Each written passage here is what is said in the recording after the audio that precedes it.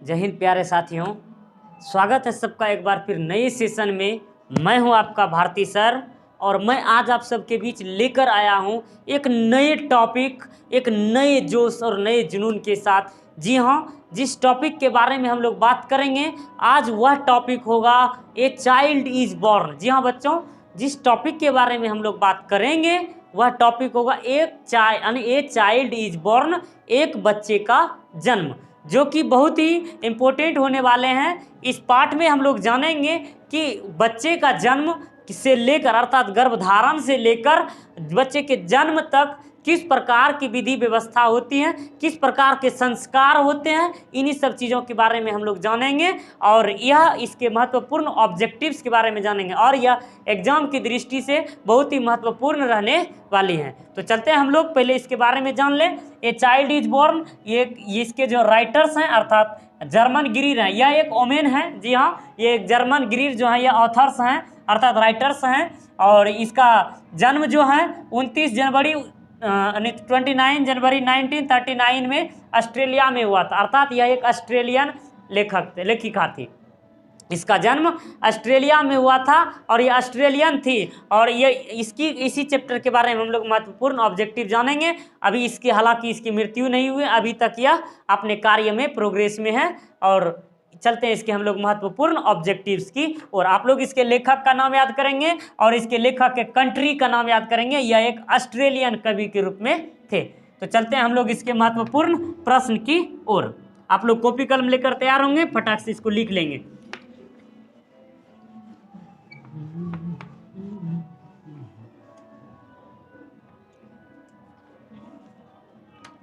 Question number first में देखेंगे। Question number first में कहते हैं विच टाइप ऑफ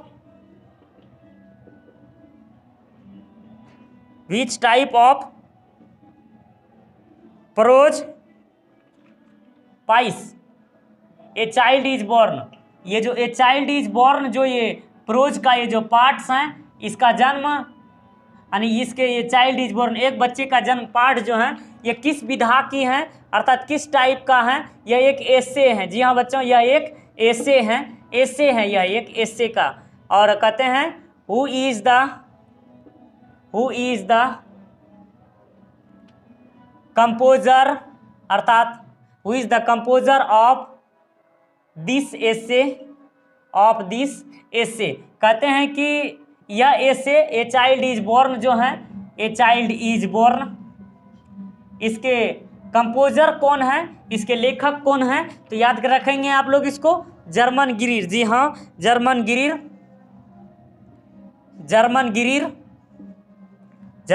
जी जो हैं इसके लेखिका महोदया हैं कि when was born on German Greer. German Greer का जन्म कब हुआ था, तो जर्मन ग्रीर का जन्म जो था बच्चों, जर्मन ग्रीर का जन्म 29 जनवरी यानी 29 जनवरी 1939 ऑस्ट्रेलिया में हुआ था। याद रखेंगे आप लोग इसको। इसका जन्म 29 जनवरी 1939 ईस्वी को ऑस्ट्रेलिया में हुआ था। क्वेश्चन नंबर 4 में देखेंगे हम लोग। कहते हैं which of the following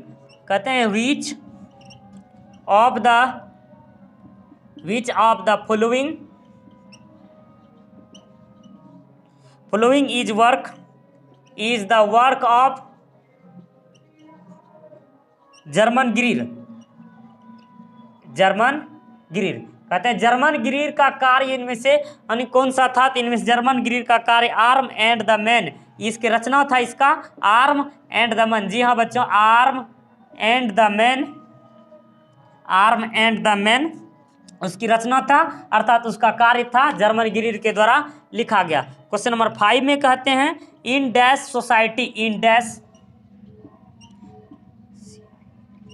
society excepts for remarkable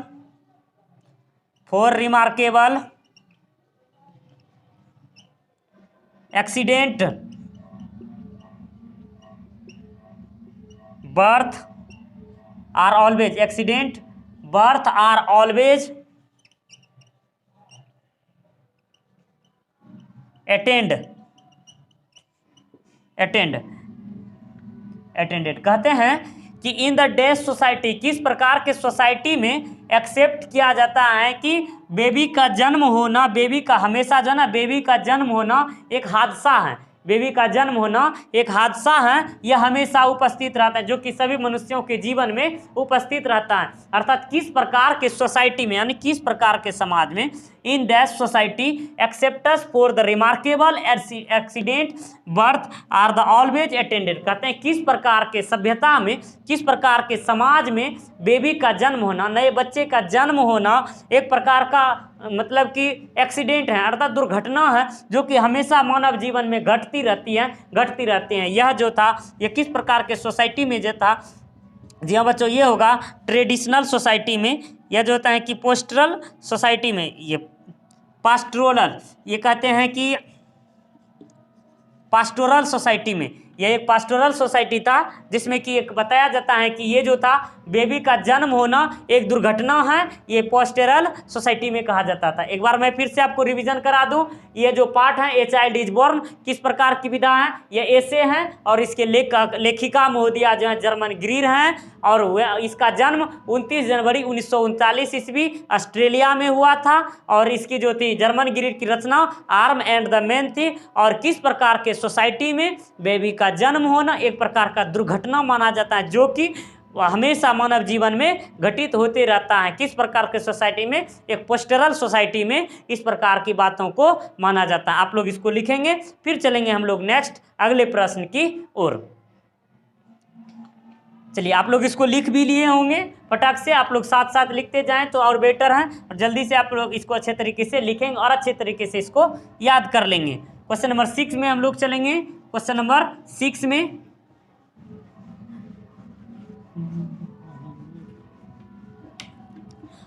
6 में देखेंगे बच्चों इसको। Question number 6,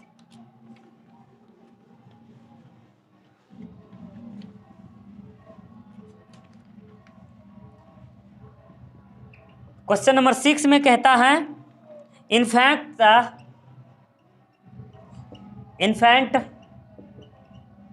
the mother's dash rate is greater in the traditional society, in the traditional birth। कहते हैं कि इन्फेंट द मदर्स रेट, कहते हैं infant the mother's rate dash rate is the greater than traditional birth. कहते हैं कि traditional birth, जब बच्चे का घर में जन्म होता है, जब बच्चे का प्राचीन काल में अर्थात पुराने ज़माने में बेबी के बर्थ के लिए अस्पताल नहीं जाना पड़ता था, बल्कि घर में बेबी का बर्थ होता था। और वही जो होता है ट्रेडिशनल बर्थ जो होता है, पारंपरिक तरीके से जो बेबी का जन्म होता है, बर्थ होता है, उसका जो है माँ के लिए बहुत ही ज़्यादा नैतिकता वाला रेट देता है। अर्थात कहते हैं नैतिकता वाला, मोर्टेलिटी कहते हैं कि मोर्टेलिटी का उसमें रेट देता है, यानी बहुत ही ज़्यादा नैतिकता वाली बातों को बताता, महानता दर्शाता है नैतिकता को। क्वेश्चन नंबर कहता है, क्वेश्चन नंबर 8 में ऑल द टेक्नोलॉजी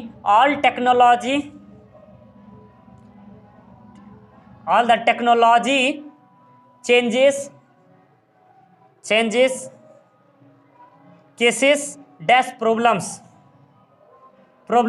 कहते हैं on the technology changes cases dash problems. कहते हैं सभी प्रकार के टेक्नोलॉजी ने जो है ना, अभी सभी प्रकार के टेक्नोलॉजी ने जो है इस समस्या को बदल दिया है। वह है सोशल जो ना, मतलब सोशल चेंजेस जो है, समाज में जो टेक्नोलॉजी का विकास हुआ, समाज में जो टेक्नोलॉजी चेंज हुआ, तकनीकी का चेंज हुआ, उन्होंने सारी समस्याओं का समाधान कर दिया। क्वेश्चन नंबर 8 में देखेंगे। क्वेश्चन नंबर 8 में कहता है the doctor who is specialist in pregnancy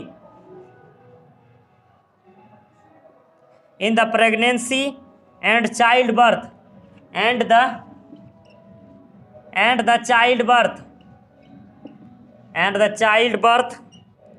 is called child birth is called. कहते हैं कि प्रेगनेंसी से संबंधित, कहते हैं कि प्रेगनेंसी से संबंधित जो स्पेशल डॉक्टर होता है, the doctor who is the specialized in the pregnancy and the child birth is the called. कहते हैं प्रेगनेंसी और बच्चे को जन्म कराने वाला जो स्पेशल डॉक्टर होती है उसको कौन सा विभाग का डॉक्टर कहा जाता है, अर्थात किस विभाग का उसको डॉक्टर कहा जाता है?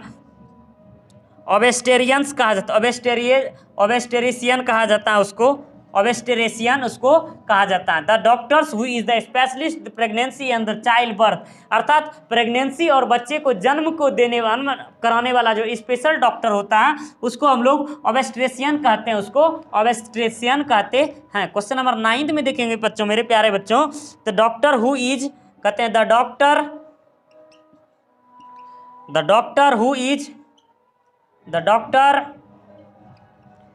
Who is specialized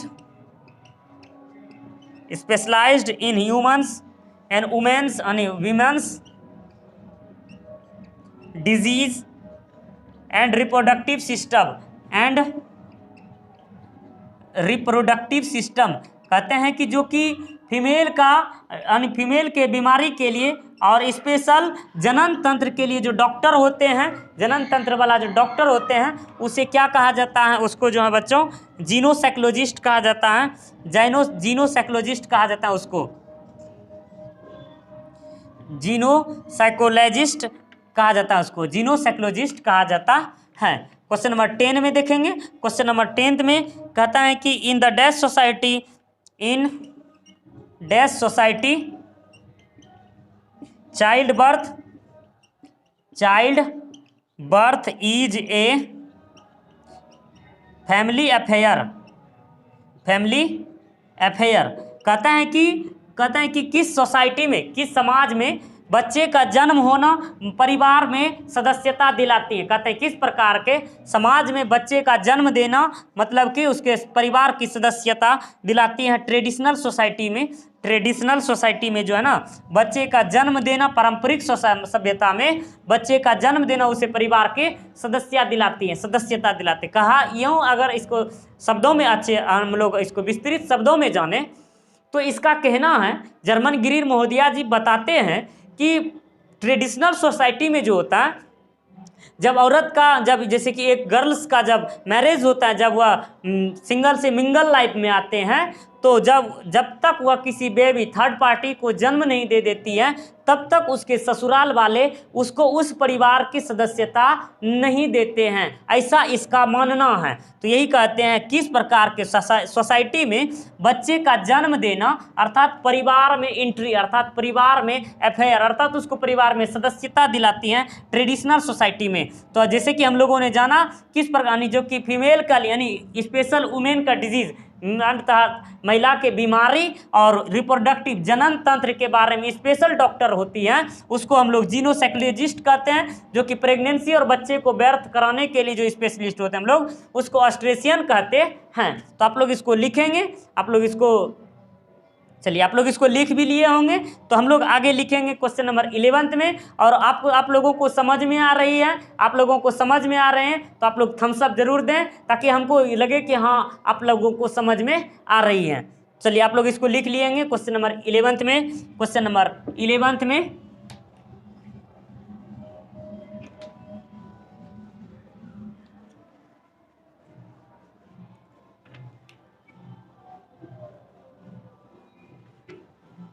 question number 11 देखते हैं हम लोग। क्वेश्चन नंबर 11 में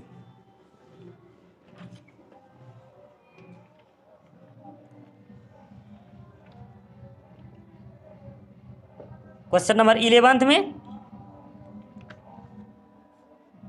in some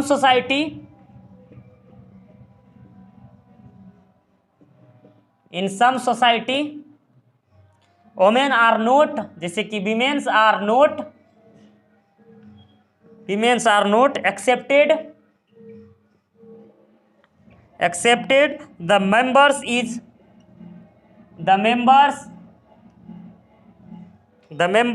of the family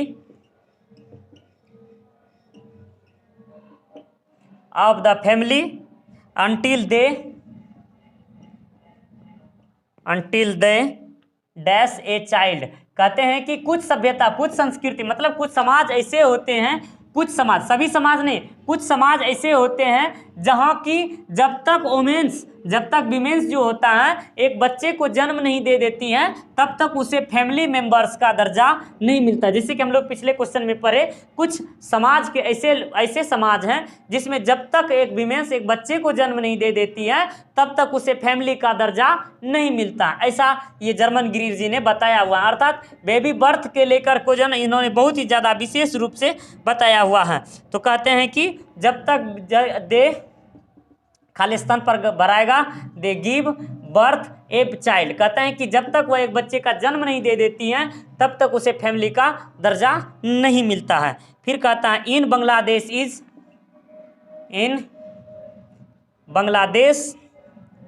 dash is ए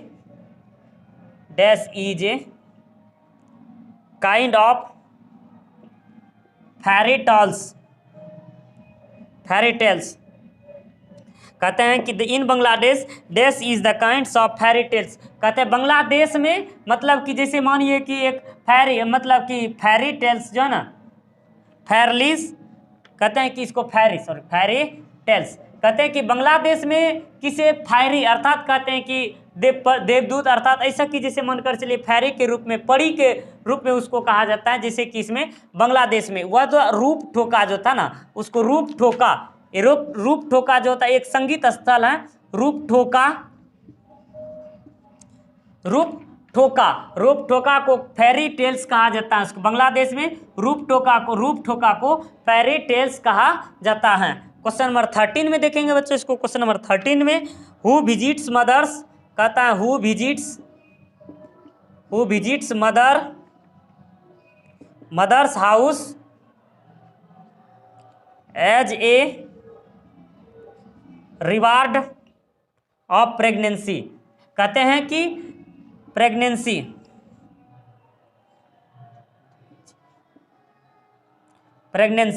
कहते हैं कि हु विजिट्स मदर्स हाउस, कहते हैं कि माँ के घर में किसे जाने का पुरस्कार जो है प्रेगनेंसी के दौरान, कहते हैं कि माँ के घर में जाने का सौभाग्य किसको प्राप्त होता है, माँ के घर में प्रेगनेंसी के दौरान जाने का सौभाग्य किसको प्राप्त होता है, सेलहैथ्स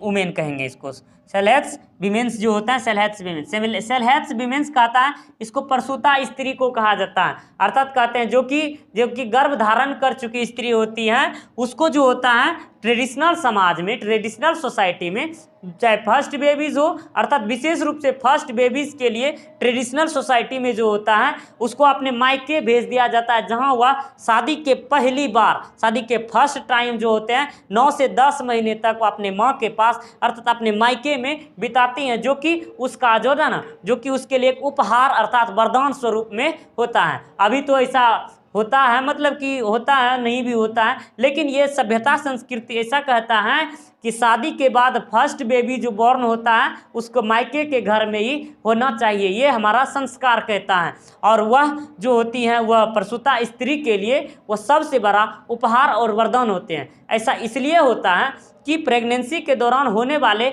हर एक समस्याओं अर्थात उसकी देखभाल के लिए जो होते हैं ना, ससुराल में पर्याप्त, यूँ कहें तो पर्याप्त नहीं हो पाती हैं, या हो भी पाती हैं तो फिर भी संस्कार के अनुसार से वह अपने मायके में ज़्यादा खुश रहती हैं, इसलिए कि वह मायके में बिताई हुई है और वह यानी बचपन से वह बड़ी हुई है। उसके माता और उसके मम्मी सब उसको जानती हैं और अच्छे तरीके से उसकी मम्मी जो है ना उसके देखभाल के बारे में बता सकती हैं। और ससुराल आए हुए तो साल भर हुए होंगे, अर्थात कुछ ही दिन हुए होंगे, तो जिससे कि उसको जो है ना मायके में बहुत ही ज़्यादा उसको उपहार स्वरूप में उसको वरदान मिलता है शादी के प्रथम बार 10 महीने तक उसको रहने का, 9 से 10 महीने तक। फिर कहता है क्वेश्चन नंबर 14 में कहा जाता है बच्चों उसको, क्वेश्चन नंबर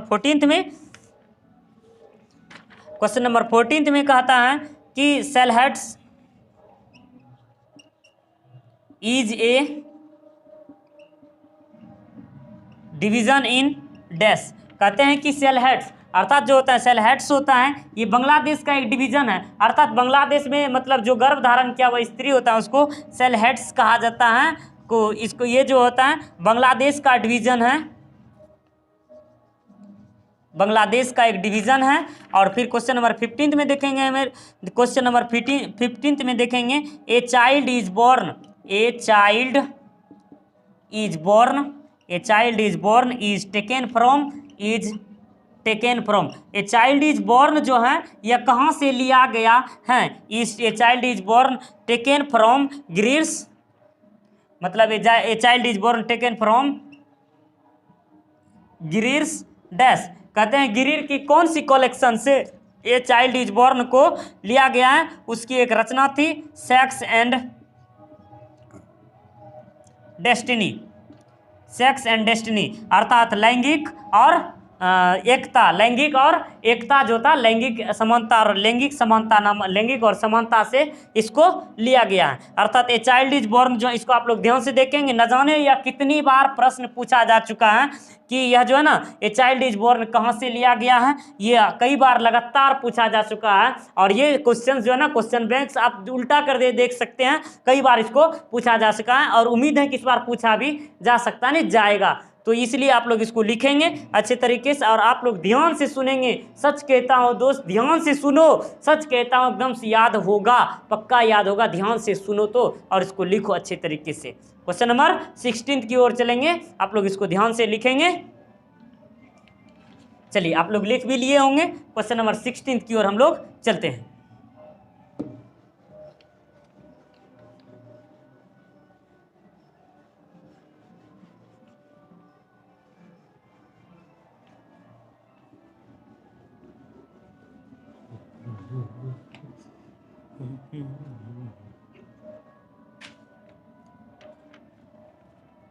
क्वेश्चन नंबर 16 में देखेंगे,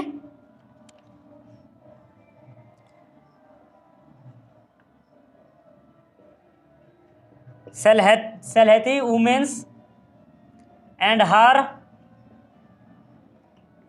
child are given new dress on the dash day of the baby birth, कहते हैं बेबी बर्थ के कितने दिनों के बाद, बेबी बर्थ के कितने दिनों के बाद जो होता है ना, मतलब उपहार के स्वरूप में उसको, मतलब कि नया ड्रेस, यानी बच्चे की माँ को अर्थात प्रसूता स्त्री और उसके न्यू बच्चे को जो होता है एक नया कपड़ा दिया जाता है। किस दिन, अर्थात जन्म के कितने दिनों के बाद ये उसको नया कपड़ा दिया जाता है। तो वह जो है जन्म के 7वें दिन अर्थात छठी रात जो होता है ना, छठे ये दिन उसको नया कपड़ा प्रदान किया जाता है। क्वेश्चन नंबर 17 में देखेंगे, in the traditional society,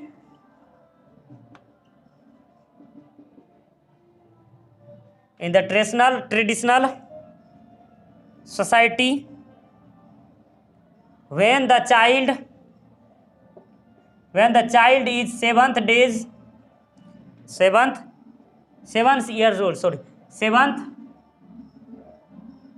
years old, 7 years old dash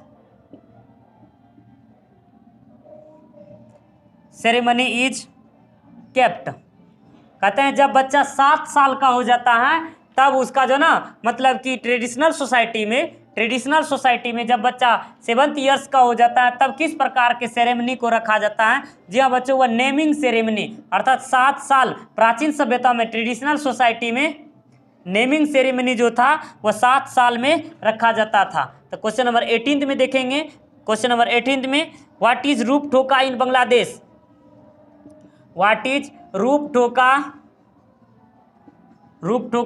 इन बांग्लादेश, बांग्लादेश में रूप ठोका क्या है, बांग्लादेश में रूप ठोका क्या है, व्हाट इज द रूप ठोका इन बांग्लादेश, बांग्लादेश में रूप ठोका क्या है। जी हाँ, ये आप लोग इसको सबसे ज़्यादा मतलब कि न जाने कितने बार पूछा जा चुका है कि व्हाट इज द रूप ठोका इन बांग्लादेश, बांग्लादेश में रूप ठोका क्या है, एक म्यूजिक है। जी हाँ, ये एक म्यूजिक है, म्यूजिक ये है। क्वेश्चन नंबर 19 में कहता है, in dash society the whole matter of pregnancy is a society is a celebration.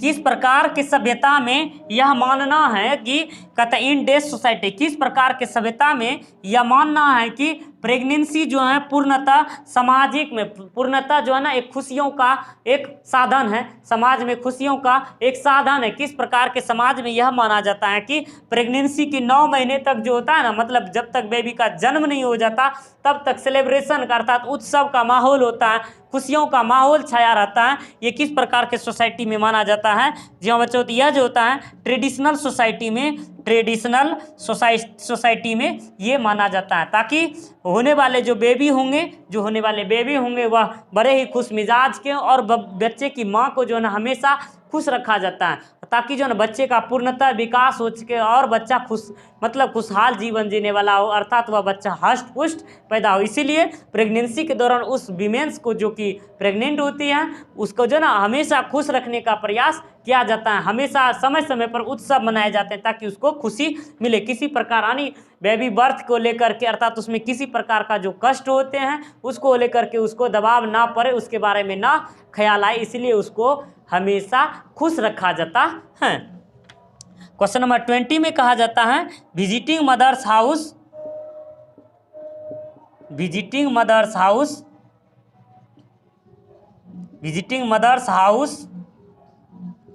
Is one of the dash of pregnancy. कहते हैं कि माँ के घर से मिलना, अर्थात माँ के घर में मिलन होना, अर्थात माँ के घर जाना प्रेगनेंसी का जो होता है ना एक ही बेस्ट उपहार होता है। वह जो होता है एक प्रकार का रिवार्ड होता है शादी के बाद जो होता है ना, अर्थात ससुराल वालों की तरफ से, अर्थात बच्चे को जो जन्म दिया जाता है उसको एक उपहार के स्वरूप में 9 महीने तक, अर्थात बेबी के जन्म होने तक उसको जो है ना अपने मायके में रहने दिए जाने का एक रिवार्ड मिलता है। आप लोग इसको लिखेंगे, आप लोग अच्छे तरीके से इसको समझ में भी गए होंगे, आपको समझाते गया हूँ, आप लोग इसको समझ में गए होंगे। तो फिर हम लोग लिखेंगे क्वेश्चन नंबर 21 में कुछ प्रश्नों को और लिखते हैं ताकि आप लोगों की समस्याएं दूर हो जाए, ताकि एक एक लाइन बाय लाइन समझिए, ताकि अच्छे तरीके से इसको चुन चुन करके आप सबके बीच लाया हुआ हूँ। आप लोग इसको ध्यान से देखेंगे, सिर्फ आपके लिए चुन चुन करके लाया हुआ हूँ।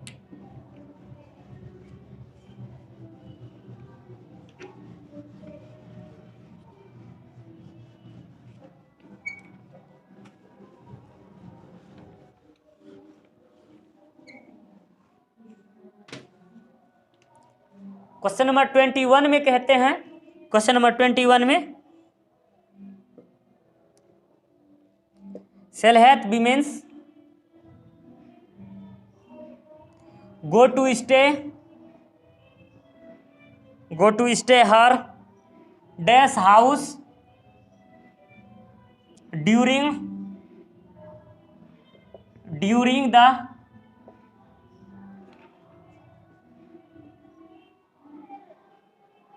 प्रेगनेंसी। कहते हैं कि सेलेथ वोमेंस, जो वो मतलब गर्भावस्था की जो महिला होती हैं, सेलेथ वोमेंस उसको कहा जाता है, वह जो होता है अपने मायके चली जाते हैं प्रेगनेंसी के दौरान रहने के लिए। तो आप सब लोगों को अब तो धीरे धीरे क्वेश्चन भी याद हो गए होंगे। वह अपने मायके चल जाती हैं, अर्थात माँ के घर चली जाती हैं, वह प्रेगनेंसी के दौरान उसको भेज दिया जाता है। क्वेश्चन नंबर 22 में देखेंगे,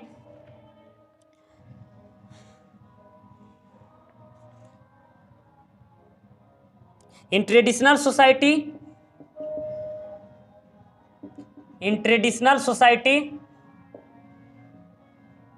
the whole member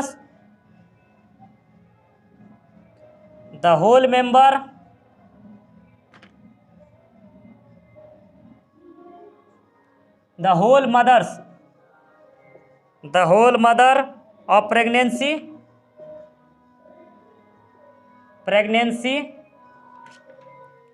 is a celebration. Pregnancy is a celebration. कहते हैं कि in traditional society the whole mother's is pregnancy is a celebration. कहते हैं किस प्रकार के सभ्यता में, किस प्रकार के सोसाइटी में जो है प्रत्येक होल मदर्स के लिए जो होता है प्रेगनेंसी एक सेलिब्रेशन होता है। किस प्रकार के सोसाइटी में the whole mother's pregnancy is a celebration. Sorry, ये तो मैंने आपका आंसर ही लिख दिया, तो आपका हो जाएगा सेलिब्रेशन। जी हाँ, सेलिब्रेशन। यहाँ आपको खाली स्थान में भराएगा आपका सेलिब्रेशन। कहते हैं कि यहाँ कहता है कि ट्रेडिशनल समाज में प्रत्येक महिला के लिए, यानी प्रत्येक माताओं के लिए जो कि माँ बन चुकी हैं, प्रत्येक माताओं के लिए प्रेगनेंसी जो होता है एक क्या होते हैं, एक सेलिब्रेशन होता है, एक उत्सव होता है, एक खुशियों का माहौल होता है, खुशियों का एक साधन होता है। क्वेश्चन नंबर 23 में कहते हैं in many traditional society, in many traditional society, in many traditional society the relation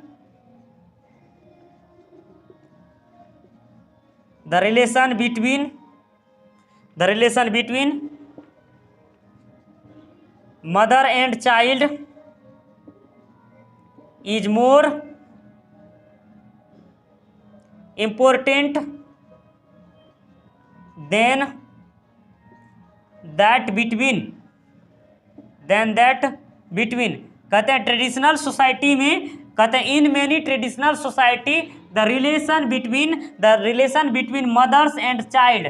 कहते हैं कि ट्रेडिशनल सोसाइटी में माँ और बेटे का रिश्ता जो होता है किस प्रकार के रिश्ते से भी ज़्यादा इम्पोर्टेंट होता है, किस प्रकार के रिश्ते से भी ज़्यादा महत्वपूर्ण होता है। किन दोनों के बीच के रिश्ते, हस्बैंड एंड वाइफ। जी हाँ, हस्बैंड एंड वाइफ का जो रिलेशन होता है उन दोनों के रिश्तों से भी बहुत ही ज़्यादा इम्पोर्टेंट होता है। हस्बैंड और वाइफ के रिलेशन से भी यह जो होता है बहुत ही ज़्यादा महत्वपूर्ण होता है, बहुत ही ज़्यादा विशिष्ट होता है यह रिश्ता। तो इस तरह से हमने इसके महत्वपूर्ण प्रश्नों को जाना और समझा और हमने इसको लिखा। हमें उम्मीद ही नहीं बल्कि पूर्णतः आशा और विश्वास है आपको यह प्रश्न यानी आपको यह क्लास बहुत अच्छा लगा होगा। आपको जिस प्रकार से आपको किसी प्रकार का डाउट हो आप हमारे कमेंट सेक्शन में ज़रूर दें ताकि मैं आपकी समस्याओं का समाधान कर सकूं। तो आज की क्लास के लिए बस इतना ही, फिर मिलेंगे अगले नेक्स्ट क्लास में। तब तक के लिए जय हिंद, जय भारत, बेस्ट ऑफ लक।